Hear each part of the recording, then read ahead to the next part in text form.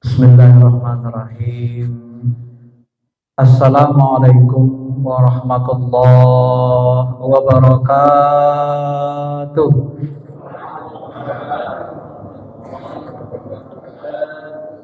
Alhamdulillahi hamdan na'imin. Ashhadu an la ilaha illallah rabbuna rabbul alamin. Wa ashhadu anna sayyidina Muhammad rasulullah sayyidil mursalin. Allahumma salli ala habibina syafi'ina wa maulana Muhammadin wa ala alihi wa sahbihi ajma'in, amma ba'd. Sebelum kita mulai, mari kita hadiahkan Fatihah pada Nabi kita, para sahabat, masyayikh kita, khususnya Syekh Abdul Qadir Jilani, yang buku beliau kita bahas pada subuh ini, juga kepada orang-orang tua kita yang sudah mendahului kita. Al-Fatihah. A'udzu billahi minasyaitonir rajim. Bismillahirrahmanirrahim. Iyyaka na'budu wa iyyaka nasta'in. Bapak Ibu yang dirahmati Allah, kita lanjutkan kajiannya bab khalwat dan ujlah. Khalwat dan ujlah. Khalwat itu secara bahasa bisa dimaknai dengan bersunyi-sunyi, berdua-duaan dengan Allah. Ujlah mengasingkan diri, tetapi bukan untuk selamanya, tapi untuk waktu tertentu sampai hati kita benar-benar mapan, menetap mengingat Allah Subhanahu wa taala. Bisa dikatakan Bapak Ibu bahwa khalwat dan ujlah ini adalah amalan seluruh para nabi dan rasul. Maka untuk mengikuti jalan para nabi, para rasul, para wali, ini kalau setahu saya hampir seluruh tarekat mengamalkan ini. Jangankan nabi-nabi sebelumnya seperti Nabi Musa ke gua, naik ke bukit, dipanggil Allah 40 hari. Nabi kita Muhammad pun berkhalwat. Itulah yang kita kenal dengan khalwat di gua Hira. Itu dalam sejarah disebut sekitar 3 tahun setengah. Bapak Ibu bisa bayangkan, berkhalwat 3 tahun setengah baru menjadi Sayyidil Anbiya, baru diangkat menjadi Rasul. Ya. Kenapa perlu berkhalwat dan berujlah? Ini kita ringkas saja karena hari ini waktunya agak sempit. Khalwat dan ujlah ini ada dua, lahir dan batin. Kalau khalwat lahir, kita mengasingkan diri dari manusia, menahan fisiknya, bertemu dari manusia. Kenapa kita menjauhkan diri dari manusia? Karena kita masih jelek orangnya. Kalau kita kumpul beramai-ramai, akhlak kita masih buruk, takutnya kita suka nyakitin orang. Lisan kita belum bisa dijaga. Kalau kita dekat dengan orang ramai, sering nyakitin, sering buat yang tidak baik sama orang. Maka orang seperti ini perlu berkhalwat, dijauhkan dulu, digembleng namanya. Kemudian meninggalkan kesenangan hawa nafsu dan meninggalkan amal buruk. Biasanya nongkrong di kafe berjam-jam, main kartu, main trup, macam-macam kan, sia-sia.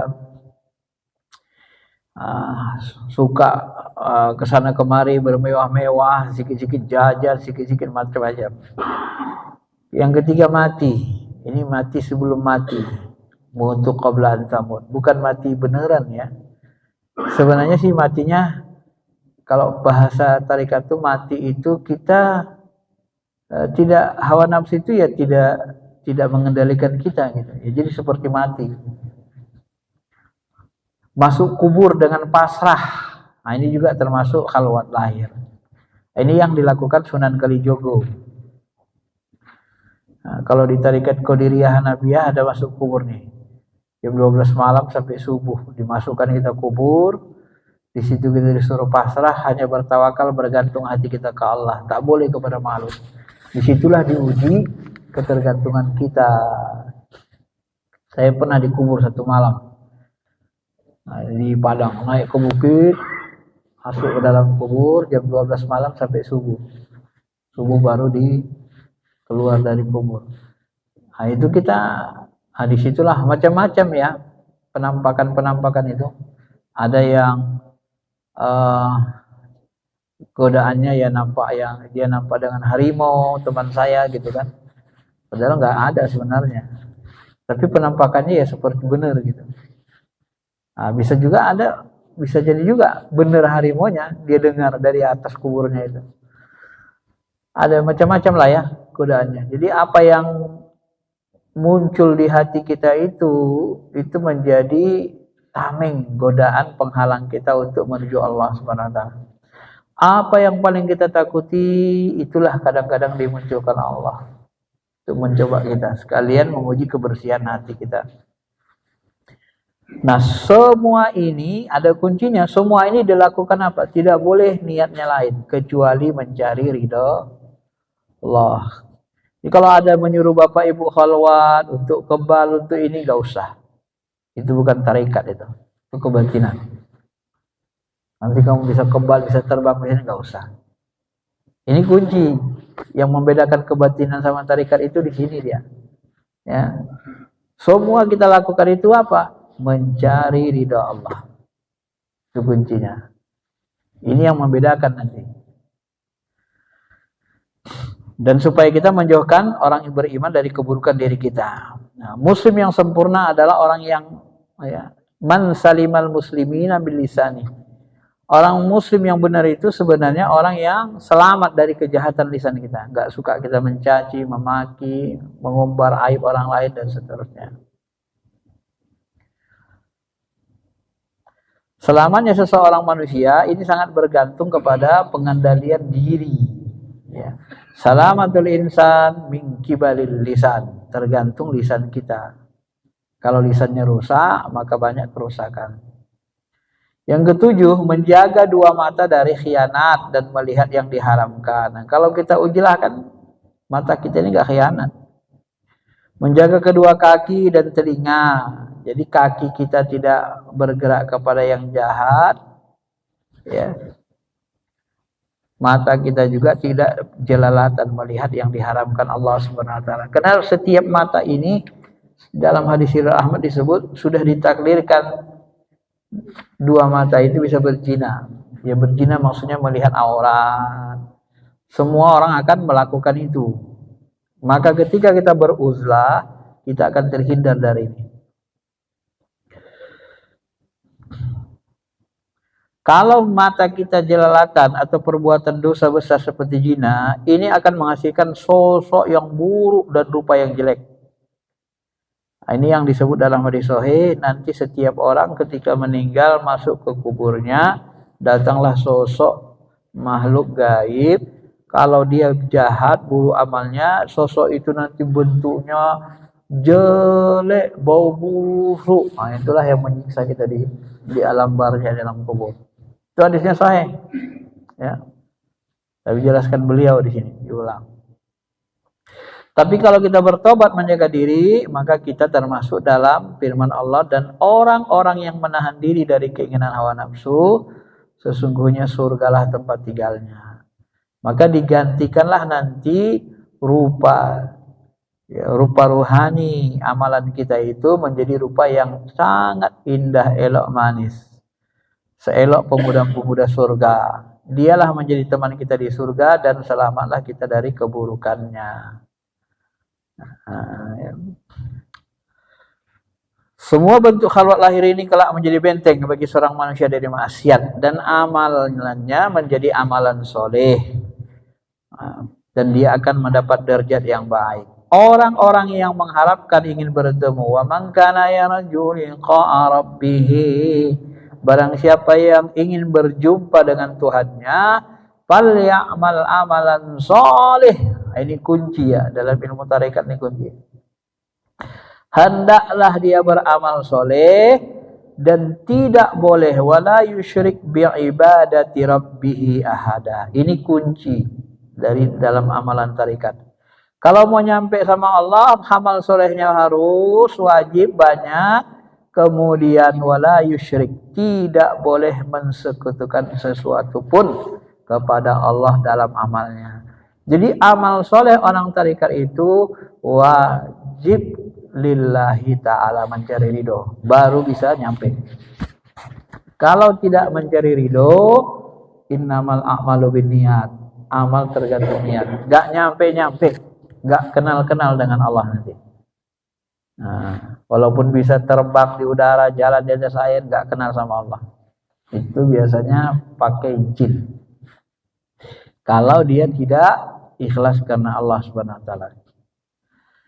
Itu kalau khalwat jahil. Khalwat batin, seseorang berusaha agar pikirannya tidak dimasuki sejenis hawa nafsu dan setan. Seperti mau makan aja, mau pakaian-pakaian cantik. Kalau khalwat kan kita nggak teringat yang begini-gini, Pak. Ya. Nah, sementara ya udah, ini sebenarnya khalwat ini kalau bahasa saya rekreasi orang beriman sebenarnya nih. Karena ada orang pergi jalan-jalan ke luar negeri berapa hari, sebulan gitu, sampai refreshing gitu kan. Banyak duitnya. Kalau orang beriman nih, dia refreshing itu khalwat, sulu bahasa tadi kan. Pergi 10 hari, 30 hari udah ke Allah aja gitu. Nah, tapi ya sudah disiapkan lah makanan anak istri, jangan ditinggal aja gitu nggak ada makanan kan. Nah, nggak boleh juga. Ya. Nah, kenapa kita lakukan gitu? Ya mendidik hati. Kalau bahasa sederhananya dalam hadis kan disebut Allah tuh cemburu, dia tidak suka diduakan. Maka kalau kita khalwat, hati kita tertuju hanya ke Allah. Allah itu tidak diduakan dia. Wala syirik bi ibadati rabbih ada. Gak ada syirik lagi. Jadi di situ kita melatih hati kita, hawa nafsu kita nggak berkeinginan kecuali Allah. Dilatih sulu 10 hari, dilatih sulu 40 hari. Wah, itu luar biasa itu. Kalau udah bisa sulu 40 hari luar biasa. Ya. Makanya Nabi itu 3 tahun setengah kan baru Sayyidul Anbiya. Kalau Sunan Kalijogo berapa lama dia itu dikubur? Di kali. Bulanan juga ya, ada bilang tahunan ya, sampai apa kan. Itulah khalwat itu. Jadi kan ada orang, ya itu seperti katakan dulu. Ada orang, kalau begitulah jadi cara wali, itu wali setan katanya. Orang ini nggak ngerti ilmu tasawuf sebenarnya, nggak ngerti tarekat. Awal manusia itu diangkat jadi orang mulia, tundukkan hawa nafsu. Kalau hawa nafsu sudah sangat tunduk, ya tidak berkeinginan lagi kecuali Allah, baru masuk ke makam wali. Jadi sesudah munajat begitu wali songot, Sunan Kalijogo nggak pernah meninggalkan syariat. Itu pra namanya, sebelumnya nggak jadi wali. Ya, dan itu memang perintah gurunya. Kenapa? Karena dia itu nggak kenal Allah, ibadahnya pun nggak bagus, niatnya pun sering salah, maka disuruh begitu. Saya mau ikut jalan Tuhan katanya. Ya kalau mau ikut jalan kewalian caranya begini. Tahan nggak ninggalin hawa nafsu? Ini lihat tongkat emas saja udah nggak tahan kan? Mau dirampok tongkatnya. Iya. Karena mereka tidak mengerti ilmu tasawuf. Nabi sebelum diangkat jadi rasul kan khalwat dulu kan? 3 tahun setengah. Nggak ada perintah apa di situ. Nah, itu namanya apa? Itu namanya ijtihad para wali lah ya kita sebut. Ya. Tapi kalau nggak ada perintah gurunya begitu ya, jangan. Ya memang sebenarnya hari ini kita kalau khalwat tarikat yang ada itu tidak seperti Sunan Kalijogo. Kebanyakan itu kan seperti suluk, ya kita jaga sholat 40 hari, jaga jemaah. Kalau suluk itu Bapak Ibu nggak boleh tinggal jemaahnya, sholat jemaah. Jadi selama suluk khalwat itu sholat jemaah itu wajib. Cuman waktu zaman dulu itu ya begitulah modelnya ya. Nah, mungkin kita nggak tahu kenapa begitu perintahnya. Tapi bagi kita tidak ada masalah. Kenapa tidak ada masalah? Karena dia pun sebenarnya waktu itu belum kenal Allah, hatinya masih rusak, masih hubud dunia, ibadahnya pun nggak benar. Dan setelah itu tidak boleh lagi. Kalau sudah itu tidak boleh lagi meninggalkan sholat sesudah itu. Ya. Kalaupun itu benar dilakukan, itu menurut saya sebagian dari ijtihad, tidak ada masalah. Tapi sesudah berhasil, setelah melalui itu bersih hati, maka tidak boleh lagi meninggalkan syariat ya. Begitu bahasanya. Namanya dulu kalau bahasa saya gimana ya? Zaman dulu itu kan orang belum banyak yang Islam, ya kan? Hindu Buddha semua rata-rata. Masa-masa Hindu Buddha. Jangan-jangan Sunan Kalijaga pun waktu itu udah Islam apa belum? Cuma dalam film sudah Islam. Jangan-jangan dia belum Islam lagi kan? Masih ikut orang tuanya. Nah, kita kan nggak tahu pasti. Nah, maka kita tidak bisa mengklaim. Bisa jadi dia belum Islam waktu itu juga kan? Disuruh gitu aja dulu nahankan. Memang dari awal kita ini disuruh mengendalikan hawa nafsu. Pada puncaknya nanti kalau pengalaman-pengalaman yang kita lalui sampai nanti hawa nafsu kita itu tidak berkeinginan kecuali Allah. Pada puncaknya nanti seperti itu sehingga hawa nafsu kita ini gampang sekali dikendalikan, nggak liar dia. Dia nggak bisa maksa diri kita lagi, dia udah tunduk sama kita.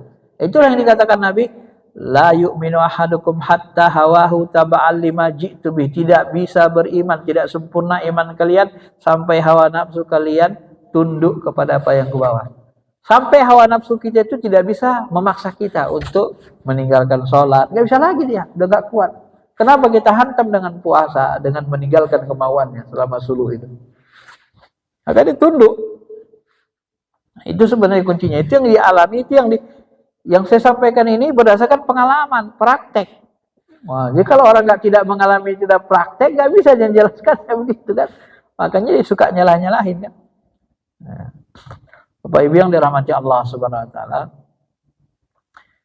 Nah, pikirannya nggak boleh lagi ke makan minum, mencintai keluarga, nggak boleh ingat-ingat anak, mau bercuma, nggak boleh lagi. Karena kita lagi khalwat ya. Kalau keluar nanti baru boleh. Jaga ria sum'ah, ini bersama kawan-kawan jangan sampai ria, nanti kita dikasih kasab, kadang-kadang dikasih kasab, dikasih macam-macam, jangan ria-riaan. Jangan berkeinginan masyhur. Alia Eden itu salah satu menyebabkan dia terjelambab kepada jurang kehancuran karena dia tak berguru dan dia menginginkan kemasyhuran, lalu ditangkap sama jin. Ya. Gak boleh bikin masyhur. Ridho Allah saja. Kemasyhuran dan angan-angan mengarah padanya bahaya, sedangkan tidak menginginkan kemasyhuran mengarah kepada kesenangan. Kalau kita nggak ingin masyhur, pingin dekat kena Allah Subhanahu Wa Taala, nah, itu nanti kita akan merasa senang, nyaman, dan pada ujungnya nanti kita hidup ya terserah Allah, mau dimasyhurkan sama dia, ditunjukkannya depan orang kita karomah banyak, karomah ini, wah datang ada orang alami ke kita. Kalau Allah mau memasyhurkan kita, ya macam-macam cara Allah. Tapi kalau sebenarnya para wali itu secara umum tidak mau masyhur, kecuali nanti mereka dimasyhurkan Allah. Allah sendiri yang memasyhurkan, jangan caranya, bukan keinginan mereka. Gitu ya. Bahkan ada sebahagian wali itu yang kalau dia tahu dia wali, dia langsung minta dipanggil. Dia menyembunyikan diri. Jadi ketika ada seorang wali mengatakan ini wali itu katanya. Lagi tahu orang ramai dia wali. Akhirnya dia takut nggak bisa jaga diri, ya dimuliakan. Akhirnya dia minta, ya Allah, karena orang sudah mengetahui keberadaanku, maka aku ingin pulang kepadamu. Langsung meninggal dia, panggil Allah Taala. Dia tidak mau, ada yang seperti itu, tapi itu tidak banyak. Ya. Masyarul muslimin, Bapak Ibu yang dirahmati Allah. Hatinya secara sadar, tidak dirasuki sombong, ujub. Dalam spiritual, dalam tarikat ini, kita harus sering sadar diri namanya. Kalau kita berpikir, mengingat berpikir, itu berbeda dengan sadar. Jadi dalam spiritual, dalam Islam itu, kolbu itu sifatnya menyadari, sadar kita. Jadi kita merasa, menyadari. Orang sadar dengan orang berpikir itu beda. Ya. Kalau mau mikir, dia pikir keras, beda dengan orang sadar diri, sadar dia. Nah, sadar kita hamba Allah, sadar kita sedang bersama Allah, itu muraqabah. Jadi kesadaran itu yang dimunculkan. Ya.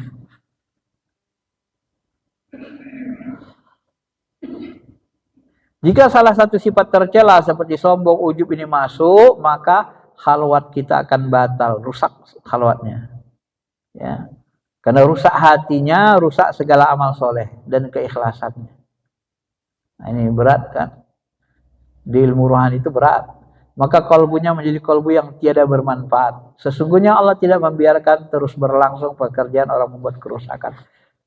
Nah, jadi kata Pak C, bahasa beliau, kalau orang ini sifat kita masih punya sifat-sifat tercela, sifat sombong ujub, kita termasuk manusia mufsidin, manusia perusak. Kenapa kita masih suka nyombongkan diri depan orang? Merusak orang. Ujub merusak orang, suka mencela, merusak orang. Jadi kita masih golongan mufsidin, perusak namanya. Ya. Maka disitulah perlunya khalwat itu. Sifat sombong dan ujub merusak iman, mengumpat itu lebih besar dosanya dari zina. Ini hadis Tabrani. Ya. Hasud itu menghancurkan kebaikan. Innal hasadat yakulul amal. Dia menghancurkan kebaikan seperti api membakar kayu bakar. Fitnah sifat yang tertidur, Allah akan melaknat orang membangkitkannya. Imam Suyuti.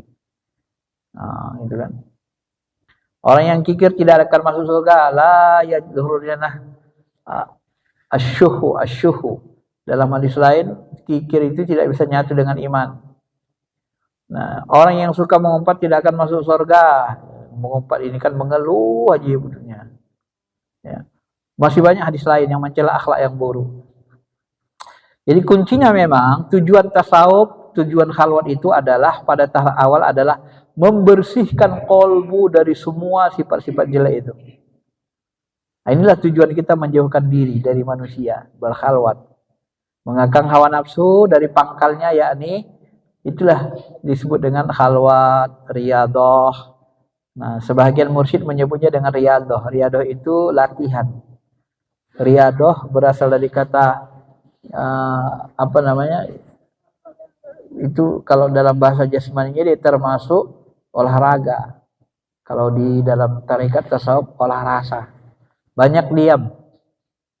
Nah, dalam khalwat banyak diam.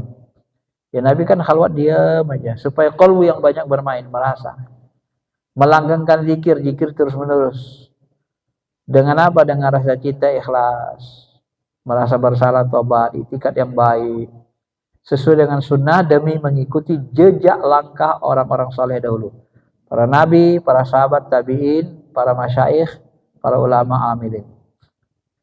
Jika seorang menyendiri berkhalwat dengan tobat dan talqin serta menjalankan syarat-syarat tersebut di atas, maka dia akan menjadi orang yang ikhlas kepada Allah.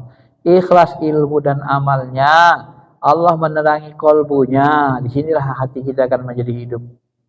Lembut, kulit kita pun menjadi lembut. Gerakan jasad kita melembut, melemah, melembut. Bersih lisannya. Bersatulah indera lahir dan indera batinnya. Jadi indera batin, indera lahir kita nyatu. Tak ada kemunafikan. Maka bahasa Nabi itu kan, siapa yang menjaga sholat 40 hari, 40 malam ya. 40 hari 40 malam tidak ketinggalan takbir pertama, maka akan dibuang seluruh sifat-sifat munafik dalam hatinya. Nyatu antara lisan jahil dengan lisan qalbu. Gak ada lagi kemunafikan. Maka di dalam suluk wajib sholat jemaah. Tidak boleh tinggal takbir pertama, diusahakan. 10 hari aja kita suluk itu kan 5 waktu kali 10, 50 sholat jemaah. Nah, maka sesudah suluk bedanya pasti terasa, sangat berbeda dari sebelumnya. Yang penting dilaksanakan dengan baik. Doanya akan didengar sesuai dengan ucapan Sami Allahu liman hamidah. Allah mendengar orang yang memujinya. Ya, artinya Allah menerima doanya, pujian-pujian serta ibadahnya. Allah akan memberi pengganti bagi hamba itu berupa pahala dan kurbah. Kurbah ini kedekatan. Pahala kurbah. Dan tentunya surga. Ilahi yas'adul kalimut thayyib wal 'amalus shalih yarfa'uh. Nah, itu dalam Al-Qur'an kan disebut. Kepada Allah lah naik perkataan-perkataan yang baik dan amal kebajikan. Dia akan mengangkatnya. Maksud dari al-kalim thayyibah, kalimat thayyibah di sini adalah menjaga lisan dari kata-kata yang tak berguna. Ya. Karena lidah ini digunakan untuk berzikir kan. Sesungguhnya beruntunglah orang beriman, yaitu orang yang khusyuk dalam salatnya. Qad aflahal mu'minun alladzina hum fi salatihim khashi'un. Artinya hati kita pun akan menjadi khusyuk, tunduk dan seterusnya. Ya. Masyaallah muslimin, Bapak Ibu yang dirahmati Allah Subhanahu wa taala. Bila derajat-derajat ini telah dicapai oleh orang yang berkhalwat, maka hatinya seperti laut yang tidak berubah oleh sikap buruk manusia. Nah, inilah yang disebut tadi. Jadi untuk menjadi nabi rasul, dia diterpa dulu ruhaninya. Begitu ruhaninya sudah sempurna, tunduk hawa nafsunya, maka barulah dia disuruh berdakwah masuk ke tengah-tengah manusia lagi. Maka kejahatan manusia tidak bisa membuat dia buruk. Hatinya seperti lautan. Lautan itu bisa menampung semuanya. Orang jahat, orang buruk masuk ke situ nggak berpengaruh dia, Pak. Bapak Ibu mau campakkan bangke, mau nyampakkan mayat ke lautan itu, laut itu tetap tidak bau. Tak berpengaruh. Apa? Kenapa? Karena dia sudah kuat rohaninya gitu. Maka itulah yang dikatakan Nabi, jadilah kamu seperti laut yang tak berubah. Mau berapa banyak situ bangke binatang, mau berapa banyak situ kotoran manusia, dia nggak berubah, nggak bau. Nah, makanya Nabi itu sebelum diangkat Nabi Rasul itu disuruh khalwat dulu semua. Nabi Musa di Bukit Tursina dulu. Nabi Muhammad apalagi. Nabi Ibrahim pun begitu mencari Tuhan. Boleh khalwatnya. Ya, cuman sebagian tidak diceritakan Tuhan. Tapi pada hakikat begitu. Itu makanya suluk itu sebenarnya jalan para nabi, para rasul, para wali. Nah, Imam Suyuti bilang perbuatan Nabi sebelum dia diangkat jadi rasul pun itu sunnah. Sunnah. Imam Hadis mengatakan itu. Karena yang dibuat rasul itu nggak ada yang buruk. Walaupun sebelum diangkat jadi rasul. Karena dia dijaga oleh Allah. Nah, kalau masuk kita ke kaidah sunnah ini, definisi sunnah ini, Salafi kan tidak ikut mereka jadinya kan. Tidak ikut sunnah khalwat. Mereka nggak ada khalwatnya. Makanya jadi kasar terus kan. Lisannya kasar, hatinya juga itu. Coba khalwat dulu 40 hari. Cemana rasanya, tunduk hati itu, lembut. Kalau udah lembut nggak suka nyari kesalahan orang lain, ketajasus. Makanya mursyid-mursyid itu kayak laut semua mereka kepada murid-muridnya. Enggak suka marah, enggak jaga, susah tersinggung. Dia nampung semua, keresahan, kapan ditampungnya semua. Dan dia tidak berubah dengan kondisinya. Nah, itulah yang diperintahkan Allah Subhanahu wa taala. Begitulah caranya, ya. Itulah pentingnya khalwat itu. Maka nanti tuntutan hawa nafsu mati. Hawa nafsu kita itu dia makan pun, dia ngajak makan itu nggak bisa maksa kita. Kita pun makan itu nggak mau banyak-banyak lagi, Pak. Itu yang kita alami. Nggak selera kita makan banyak-banyak. Ya. Kalau sudah sampai sana begitu. Nah, ada, kalau pengalaman saya, ada di dalam hati kita itu melarang. Larangan supaya berhenti makan itu. Karena begitu dia. Ya. Tenggelam di dalamnya seperti tenggelamnya Fir'aun dan keluarganya tanpa sedikit pun merusak keindahan laut. Nah, itu diumpamakan beliau kan. Ya, jadi Fir'aun itu tenggelam, hawa nafsu itu tenggelam dia di dalam laut itu, nggak bisa lagi dia mempengaruhi. Jadilah dia seperti laut di mana kapal syariat berlayar dengan selamat di atasnya tanpa ada halangan. Lalu ruh kudusi akan menyelam hingga ke dasarnya mengambil permata hakikat mutiara ma'rifat. Baru hiduplah ruh kudusi kita. Nah, ruh kudusi kita lah yang merajai, menguasai diri. Karena hawa nafsu udah tunduk dia, udah jadi budak dalam diri kita. Kebanyakan kita ini kan hawa nafsu nggak jadi budak, kita yang diperbudak hawa nafsu. Makanya jabatan rebutan, bunuh-bunuhan. Mohon maafnya, pemilu kemarin hampir 1000 orang mati kan? Dari mana coba bisa 1000 orang mati kayak itu, hampir 1000. Nah, kan aneh. Ya, untuk jabatan begitu, untuk harta juga begitu manusia ini. Kenapa? Karena dia tidak bisa mengendalikan hawa nafsu. Dan tarikat ini dia fungsinya salah satunya itu. Ya, merundukkan serunduknya sehingga nanti hiduplah ruhani kita, huruf kursi. Kalau sampai ke huruf kursi ini yang paling tinggi, udah jadi wali lah itu, paling berat itu, ya. Karena laut ini diperoleh orang-orang yang mampu memadukan lautan lahir dan batin, maka tidak akan ada kerusakan yang menetap dalam hati kita lagi. Tobatnya akan menjadi nasihat baginya, ilmunya bermanfaat, dia tidak akan condong pada hal-hal yang dilarang secara sengaja, kecuali nggak sengaja. Sedangkan yang ia lakukan akibat lupa akan dimaafkan karena istighfar dan rasa sesal dan keyakinannya, insya Allah. Ini dijelaskan Pak Syekh berdasarkan pengalamannya, dan benar, saya juga membenarkan ilmu ini berdasarkan Quran hadis, berdasarkan kenyataan dalam pengalaman. Kalau kita mengamalkannya, pasti kita ketemu dengan apa yang dikatakan Pak Syekh ini, ya. Maka sering kita sebut ilmu tasawuf, ilmu tarekat ini ilmu amal. Kalau nggak diamalkan, nggak dijalani, nggak akan bisa membuktikan kebenarannya secara rinci. Tapi kalau sudah kita amalkan, kita jalani, dia pasti terbukti, nggak bisa tidak, pasti. Karena jalan itu ibarat kita kalau menuju stasiun kereta api, kan dah ada jalannya, lewatin aja, ikutin aja map petanya, nyampe nggak? Nyampe, walaupun ada yang merangkak, ada naik mobil, ada naik kereta, penting nyampe dia. Karena kita ngikutin jalannya. Tarikat itulah jalannya. Suluk, khalwat, ujlah. Nah, itu pentingnya. Baik, saya kira itu saja penjelasannya selesai bab khalwat ini. Ada yang mau tanya? Silakan Bapak Ibu.